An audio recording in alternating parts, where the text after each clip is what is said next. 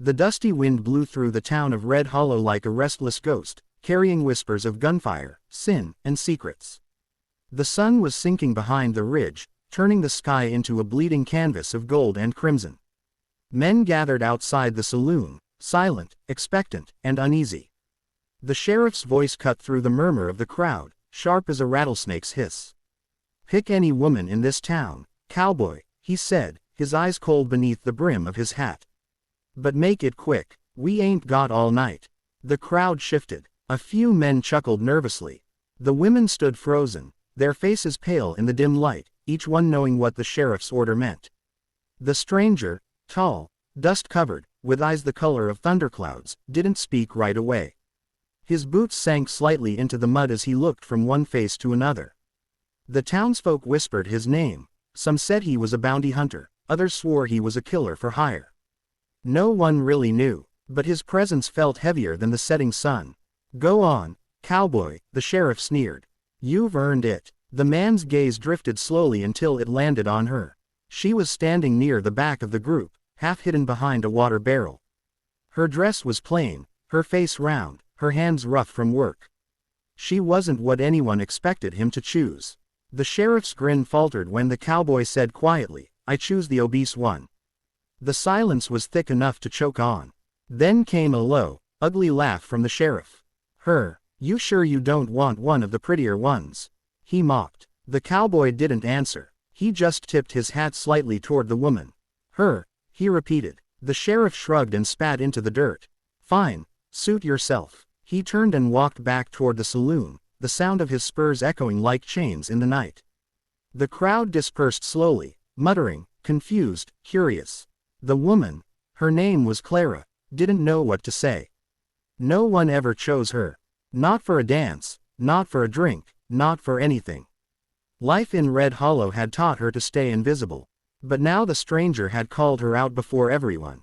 Her heart pounded so hard she thought it might burst through her chest. When the last of the townsfolk disappeared into the saloon, the cowboy stepped closer. "You don't have to be afraid," he said in a voice low and steady. "I ain't here to hurt you." Clara swallowed. "Then why'd you choose me?" The man's eyes flickered with something that looked like pain. "Because you're the only one he wouldn't expect me to protect." That night, Clara's life turned inside out. The cowboy's name was Eli Kane, and he wasn't hunting gold or women. He was hunting the sheriff. Red Hollow's lawman wasn't just corrupt, he was a murderer hiding behind his badge. For years, he'd built an empire of fear, stealing from travelers, burying secrets under the sand. Clara had heard whispers, but she'd never dared believe them. Now Eli had come to burn the truth into daylight. They hid in the livery stable that night, among the horses and the scent of dust and leather. Clara tried to understand the danger she'd been dragged into. Eli told her in fragments how the sheriff had once been part of a gang called the Blood Spurs, how he'd betrayed his own men and taken their loot for himself. One of those men had been Eli's brother. Clara listened, her heart caught between terror and pity. "So you came here for revenge?" Eli shook his head slowly. "Not just revenge, justice. And I can't do it alone." Outside, the wind howled. Somewhere in the saloon, a piano played off-key. The sheriff's laughter rose above it, cruel and hollow. Clara clenched her fists. "You're a fool," she whispered. "He'll kill you." "Maybe," Eli said, "but he won't see you coming." By dawn, they had a plan.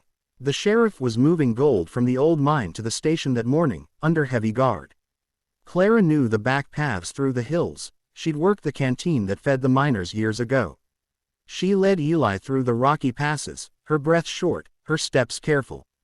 When they reached the ridge overlooking the trail, the sheriff's men were already there, 5 of them on horseback, rifles gleaming. Eli's jaw tightened. "Stay here," he said. But Clara grabbed his arm. "No, you'll die out there." He looked at her, really looked, for the first time. Her eyes, small and tired, carried more courage than half the men in Red Hollow.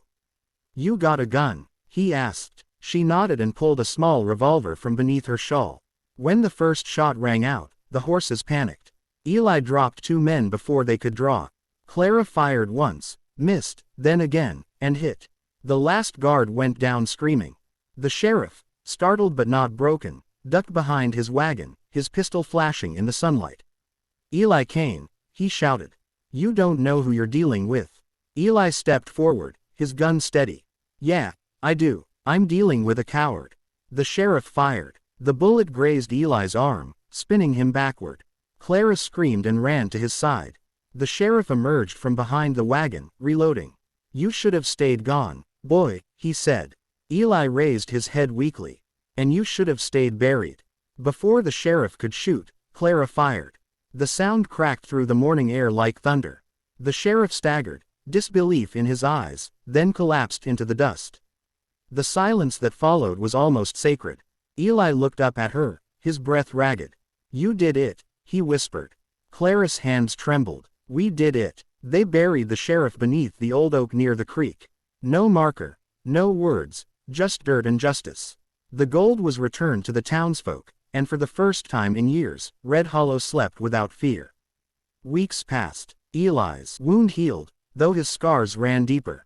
He stayed on in town, helping rebuild what corruption had rotted. Clara ran the canteen again, but now her smile came easier. The people who once ignored her now greeted her with gratitude, respect. One evening, as the sun bled into the horizon again, Eli stood outside the saloon, watching her close-up shop. She caught him staring. "Something on your mind, cowboy?" she teased. He smiled faintly. "Just thinkin' how I made the right choice that night." She rolled her eyes but blushed. "You didn't know what you were getting into." "Oh, I knew," he said softly. "Sometimes the strongest hearts come wrapped in quiet places." Red Hollow never forgot that night. They whispered about the sheriff's fall, about the stranger who came for vengeance and stayed for love, about the woman no one had ever chosen, until someone saw her worth in a world that didn't. And sometimes, when the wind howled through the empty streets, people swore they could hear the sheriff's voice echoing from the hills, forever cursed by the justice he thought he controlled. But Clara and Eli never looked back. They had found peace not in glory, but in truth, and in each other. Because in Red Hollow, the real heroes were never the ones with the fastest guns, but the ones with the courage to stand when no one else would. The town lived on, the scars of the past fading under the weight of time. And somewhere in the fading gold of another sunset, a quiet woman and a weary cowboy walked side by side, free at last from the ghosts that once owned them both.